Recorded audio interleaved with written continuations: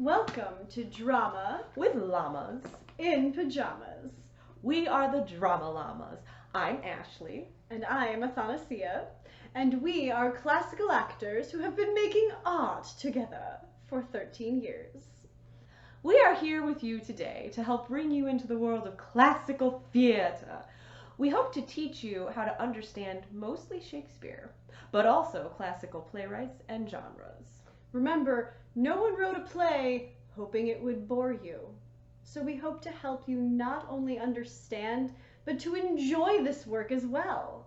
So, get comfy in your pajamas. Grab your llamas And let's do some drama! Good morning, Professor. Athanasia, you are not prepared for class. And because today is your final Shakespeare scene study performance, I'm going to have to fail you. But Professor, I analyzed every syllable, looked up all the words, and rehearsed it many times, out loud.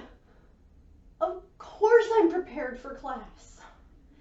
You are not in movement clothes. Take a seat.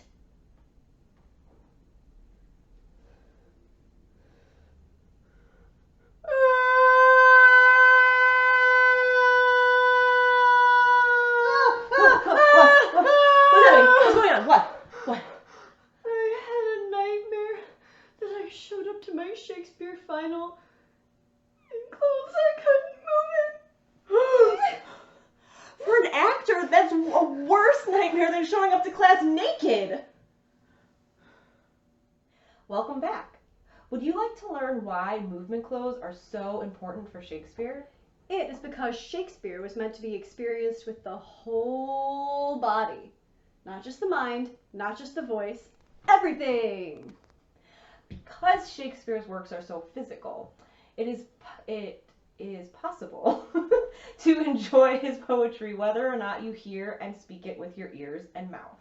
So, you need to get Shakespeare into your body. Remember when we discussed the meter as mimicking a heartbeat? You're already well on your way. In fact, the Elizabethans paid much more attention to their bodies than we do. Not only did they have less sedentary jobs, but they believed that certain emotions and even certain personality traits could be located in different organs or limbs of the body. Shakespeare often refers to these body parts when the feels are running high. But how do we get that experience in 2024? Let's go over some exercises you can do to get those creative juices flowing. Actors are taught many of these in art school, so they can use them when preparing for plays later on. Hashtag disclaimer. Like any other exercise, you should adapt this to your personal comfort level and make sure to check with a health professional before trying anything new. We want you to celebrate your body, not hurt it. Make sure you have enough space to move around if you are playing along with us in this video. So, let's get all warmed up first. Let's start with our breathing. Can't speak if you can't breathe. Can't do anything if you can't breathe. But we mean breathing properly, not just for survival. So, let's talk about our friend, the diaphragm. The diaphragm is located below your lungs. If you breathe from the diaphragm, it's healthier, gives you more air, and is more sustainable. Here's an exercise to help you engage your diaphragm. So, the first thing we're going to do is you're going to locate your diaphragm. So like I said, it's under the lungs. Should be like right about mid-range on your torso-ish. And then just hold your hands here like you're holding a beach ball or something. And you're going to try to breathe into your hands like you're inflating a balloon. And you should be able to feel your hands move up and or out and in.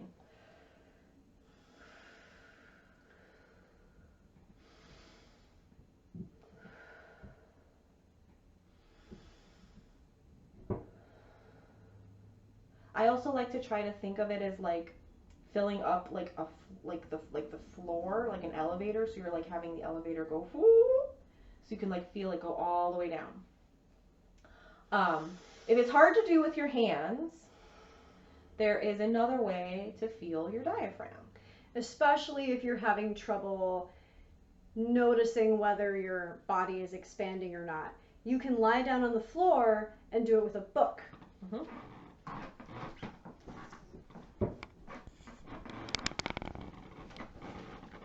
Like so.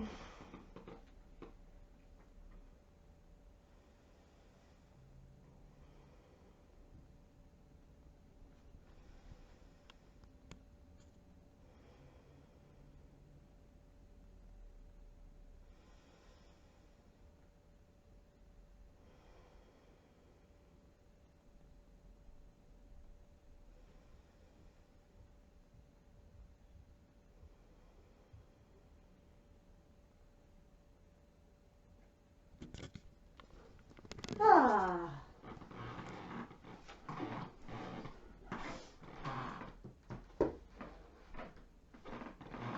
Shakespeare's sentences were very long, so getting adept at this breathing will help you glide right through them.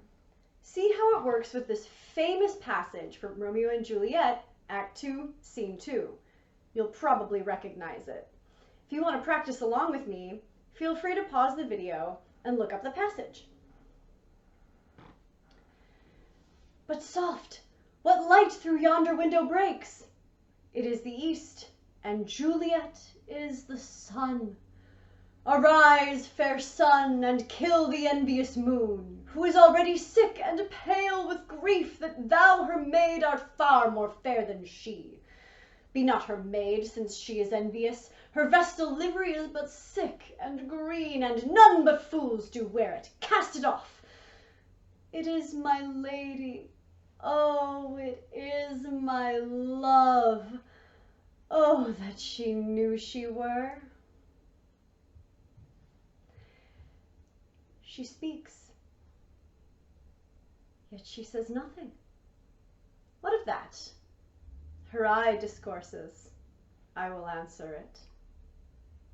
Did you notice how there was like some really long sentences? Especially if you look it up, you'll see how long the sentences were, and like, you know, you don't want to breathe in the middle of a sentence, so getting that breath control is great. Another good exercise to do is stretching. We want to be nimble. Remember, Shakespeare is physical. This means we have to stretch the parts of our body we use to speak as well. Let's start. So we're going to start with some head tilts. So you just tilt your head from side to side.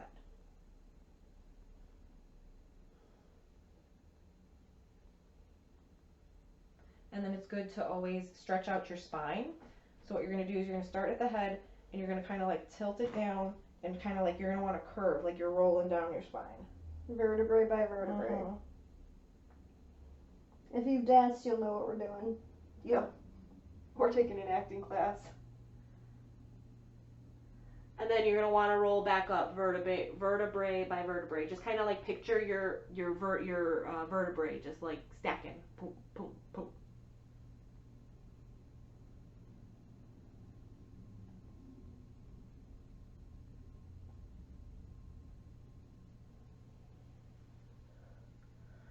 Good. And now stretch out the arms. Shake them up a little bit. Just going to bring one arm across.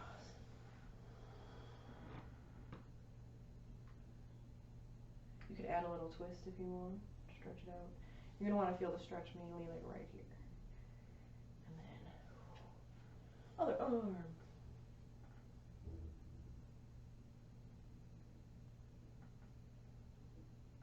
And let's go over to the side.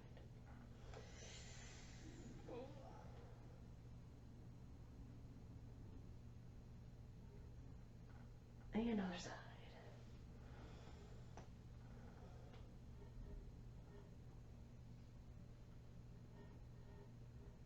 Okay. Now, this next movement to get your body all worked up and limber it's a shakeout exercise. So you shake out one arm, one leg, and you count to 5 the first time, and then you do it. Then it's 4, 3, 2, 1. It's a little hard to explain. You'll see what we mean when we do it. So this is often something that actors do to get fully in their bodies and jazzed up before they go out on stage. Mm-hmm. Yeah, it's like it helps boost your energy, but it also like makes your body get all shaken up so you're not so tense. So we'll do it. And if you can't follow along, that's fine. You can pause the video and just try it yourself, or pause the video, go back and try it with us again. But this is it. All right. 5, 6, 7, 8. 1, 2, 3, 4, 5. 1, 2, 3, 4, 5. 1, 2, 3, 4, 5. 1, 2, 3, 4, 5. 1, 2, 3, 4. 1, 2, 3, 4. 1, 2, 3, 4. 1, 2, 3, 4. 1, 2, 3. 1, 2, 3. 1, 2, 3. 1, 2, 3. 1, 2, 1, 2, 1, 2, 1, 2. 1, 1. And yes, you should yell like that at the end. Yeah, helps get that energy flowing, get that blood moving, get your body all limber so that you can perform. Yes. And of course, we cannot forget about our tongues. So, let's do some tongue twisters. Remember to enunciate. Repeat after me. Red leather, yellow leather. Red leather, yellow leather. Red leather, yellow leather. Red leather, yellow leather. Unique, New York. Unique, New York. Unique, New York. Unique, New York. Now, this next one is a longer one, so I'm going to break it up into 3 parts. And then we'll do the 3 parts. Each part, we'll do 3 parts, and then we'll do 3 parts again, and then we'll do it all together. All right, so the big black bug. The big black bug. Bit the big brown bear. Bit the big brown bear. And the big brown bear bled blood. And the big brown bear bled blood. Do you hear how we're like enunciating, like really hitting every single letter and really moving our mouths to make sure we get the sounds and words out? Make sure you're doing that. All right, one more time and then we'll put it all together. The big black bug. The big black bug. Bit the big brown bear. Bit the big brown bear. And the big brown bear bled blood. And the big brown bear bled blood. Good. Now, all together. The big black bug bit the big brown bear, and the big brown bear bled blood. Good. Did you see how you... That was all in one breath, folks. You did it. You did it. You're learning. And you gotta keep it up. You gotta stay in shape too. Like we can't do this either if we let it go too long. Yup. But now we can try another passage from Shakespeare and see how much easier it is. These are Iago's words from Othello, Act 3, Scene 3. Feel free to look it up and follow along, pause the video if you need to. Good name in man and woman, dear my lord, is the immediate jewel of their souls. Who steals my purse steals trash. 'Tis something, nothing, 'twas mine, 'tis his, and has been slave to thousands. But he that filches from me my good name robs me of that which not enriches him, and makes me poor indeed. Moving right along. Remember iambic pentameter and all of those disruptions that we learned? If you haven't seen episode 2, go back and watch it. Remember when we talked about not interrupting people? What are you going to do, tie me up in the movement episode? Anyway, in episode 2, we talked about the heartbeat and the meter of Shakespeare's plays. Let's try an exercise that will help you feel the meter and make it easier to understand. This is how we bring Shakespeare to life. The passage we will use is Antony's funeral orientation from Julius Caesar, Act 3, Scene 2. There are several ways that you can get some iambic pentameter verse, or maybe even another meter. Gasp! Sometimes Shakespeare used another meter! Into your body. You can use this to differentiate between prose and verse, because some editions squish all the verse onto the same line instead of breaking it up. And you can also use this if you're curious or confused about where a disruption is or what it means or how a sentence fits together. You can do it by clapping. You can tap, like if you're sitting down, you can, like if this is the table in front of you, you can tap, yep, like Ashley's doing. Or you can tap it with your feet. Bet my neighbors are super happy. Yeah. Or you can even dance it out.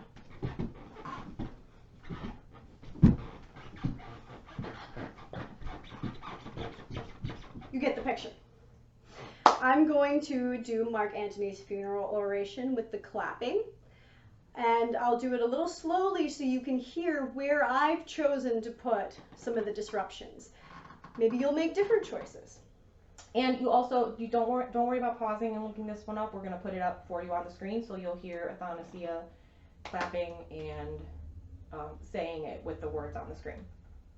All right. Friends, Romans, countrymen, lend me your ears. I come to bury Caesar, not to praise him. The evil that men do lives after them.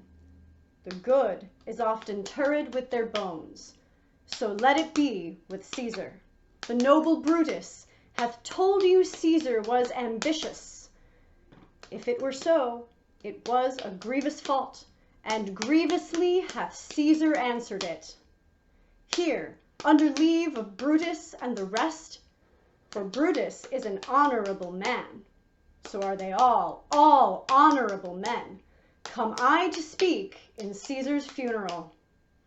He was my friend, faithful and just to me, but Brutus says he was ambitious, and Brutus is an honorable man. Bet you've heard that one before, too. Moving right along. Miming the imagery of Shakespeare's words is a great way to experience it. Shakespeare often uses imagery, metaphors, and symbols to vividly describe what's going on in the characters' minds. In Shakespeare's day, there was not a lot of scenery on the stage.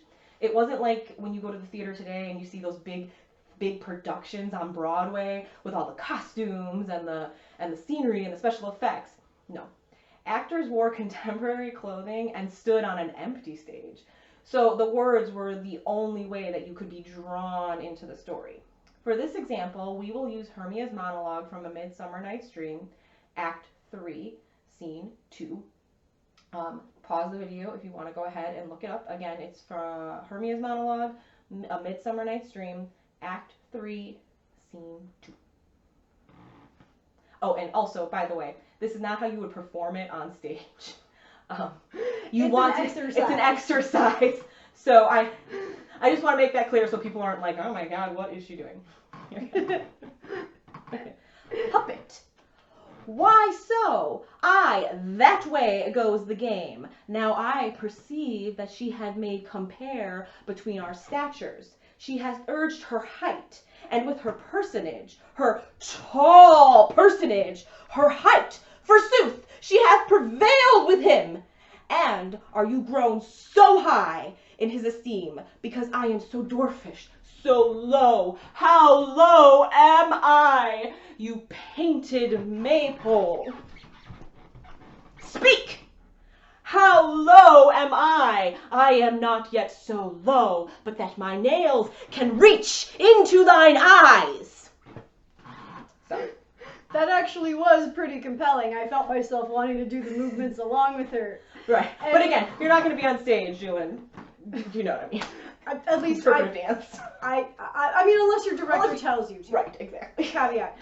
But miming not only is a great way to get things in your body, it's also a great way to clarify the imagery in your head so that all of these long sentences don't just sound like long sentences that run together. They sound like thoughts that follow upon each other fast, and the audience remains engaged. It's more fun for you. It's more fun for them. It's just more fun. I mean, and it also can help you kind of like interpret how they're feeling or where they're at. Because it like moving like that makes you pause in different places, and that could like enlighten you in another way of what the character is trying to say. Yeah, it could give you inspiration for different character choices, make you just have discoveries and feelings that you didn't when you were working with the text in a different way. Right. So as you can see, there are so many options to play around and have fun with the text you are working on. Your teacher or director might give you more, or you might even think of some yourself. Before a play, sometimes it's fun to do games or rituals with other cast members backstage. So getting comfortable with the relationship between the words and your body will come in handy. Stay tuned for our next video, where we learn more about Shakespeare's time period and get a peek into the life of an original Shakespeare actor, an OG. So exciting. Don't forget to mark the next episode in your planner, because if it's not in your planner, it doesn't exist. And please remember, if you like our vibe, there is a button that is called subscribe.